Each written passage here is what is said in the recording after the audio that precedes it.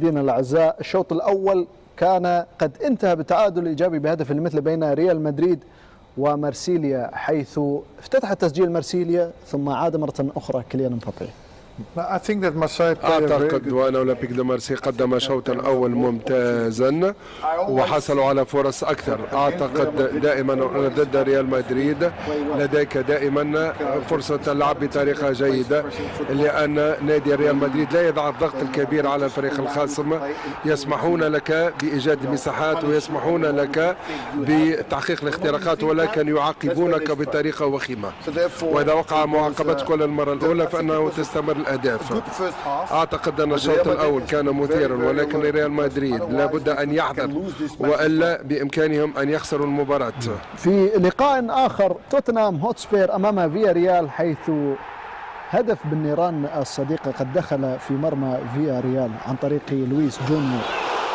في لقاء آخر جمع بنفيكا أمام كاراباخ، حيث كانت النتيجة من نصيب بنفيكا بهدفين مقابل هدف. في هذا اللقاء افتتح التسجيل بارينشيا، ثم بافيليديس يسجل الضيف أمام ريال مدريد. مدريد اكتسح الشوط الأولاني، ريال مدريد من الدقيقة الأولى لحد الدقيقة الأخيرة من الشوط لا مكتسح. ريال مدريد عمل 18 تسديدة على المرمى، 18 محاولة هجومية في أول 45 دقيقة. ريال مدريد في كل دقيقة بيوصل للمرمى، قدام المرمى بس محتاجين هدوء وتركيز.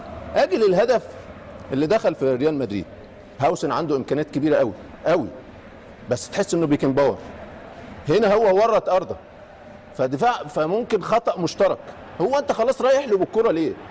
ما هو انت قريب منه، وردة فعل اللاعبين كانت نوعا ما بطيئه، فاستنى مارسيليا الخطا وبعد كده سجل الهدف. انما هجوميا ريال مدريد بيوصل كل دقيقه، بيوصل 18 محاولة على المرمى. بعض الأحيان هو بيستنى الخطأ بتاع ريال مدريد وعملية الخطأ المشترك ما بين هاوسن وبين أردا. اللي أردا لازم يتقرص على فكرة، أنا لو من ألونسو لازم أطلعه لأنه كان متباطئ حتى في عملية الرد. لازم في بعض الأحيان تقرص ودن اللعيبة وتطلعه. إنما دفاعيا ممكن ميليتاو وهاوسن في بعض الأحيان، إنما هجوميا بيوصلوا. رولي النهارده اشتغل في أول 45 دقيقة، اشتغل كتير قوي حارس مرمى مارسيليا. فانا اشوف ان هجوميا لازم يبقى فيه هدوء وتركيز قدام المرمى فقط لا غير، عشان يقدروا يترجموا الفرص اللي اتيحت ليهم في اول 45 دقيقه. طيب في أوباميانغ أيضا حصل على فرصة ثمينة، كان بإمكانه أن يسجل هدف انفراد بحارس المرمى وفوت فرصة تسجيل الهدف الثاني. كان بإمكانه. يعني أنت مع أن ريال مدريد كانت أمام فرصة لتسجيل أهداف أخرى؟ لا بالعكس أو العكس. انظر إلى هذه الفرصة لأوباميانغ. مرمى أولمبيك دو مارسي تصدى بطريقة جيدة إذا، ولكن أوباميانغ حصل على فرصة ثمينة. إذا تتاح لك الفرصة، ولكن ولاعب خبرة مثل أوباميانغ، لاعب خبرة. صحيح هو لاعب صاحب خبرة، ولكن حينما تكون منفردا بحارس المرمى لابد أن تصوب بطريقة أحسن. أيضا من جانب آخر ماستنتونو كانت أيضا لديه فرصة محققة لهدف دكتور. يعني هو وصل كثير ريال مدريد وحاول، وجهة رودريغو على الجهة اليسرى هي جهة فعالة جدا، لاعب مهاري عنده حلول فردية، مفتاح لعب رئيسي، خطورة الأكبر على الجهة اليسرى لفريق ريال مدريد.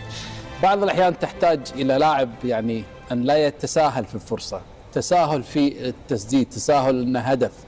بكل تأكيد حارس المرمى يحسب له الشيء الكثير في التصدي. يمكن مارسيليا يعني وعملية ديزير بكيفية احتواء فريق ريال مدريد لعب بهذا الفكر وبهذا الأسلوب، فكرة دفاعي التراجع إلى منطقة الجزاء، الأسلوب الهجمة المرتدة، اعتماد على السرعة الموجودة. أوباميانغ، جرينوود كلاعبين أساسيين في عملية التحولات السريعة بالنسبة للفريق، استطاع يسجل هذا الهدف اللي طبعا خطأ ما بين أردا وما بين هاوسن. لكن شوف عملية على من الخطأ الأكبر دكتور؟ هويسن عكس الكرة إلى جهة أخرى، لكن التصرف الجيد بالنسبة لفريق مارسيليا، سرعة التمرير وبالتالي التسجيل الهدف، وكان نفسها لأوباميانغ لكن لم يستطيع يسجل. هدف آخر عبر هذه التسديدة من خلال الشوط الأول. فاصل ونواصل الحديث أكثر عن هذا اللقاء الطبعا. أذكركم مشاهدينا الأعزاء بلقاءات الجولة الأولى من مرحلة الدوري يوم الخميس، حيث كلوب روج يواجه موناكو، كوبنهاجن باير ليفركوزن، نيوكاسل يونايتد برشلونة، مانشستر سيتي نابولي، اينتراخت فرانكفورت، غالاتا سراي، سبورتينغ أمام كايرات الماتي.